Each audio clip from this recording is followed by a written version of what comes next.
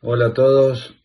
En este quinto aniversario de la partida de Juan, lo recuerdo y lo recuerdo como cada día de mi vida porque para mí él fue como mi papá en esta profesión. Me enseñó a bailar, me enseñó a manejarme dentro de este ambiente, me dio tantos consejos.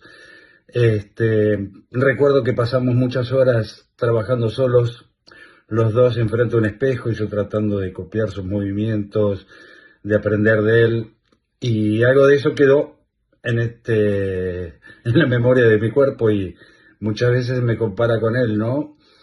Eh, Cosa que me llena de orgullo, aunque ojalá bailase el 10% de lo que él bailaba.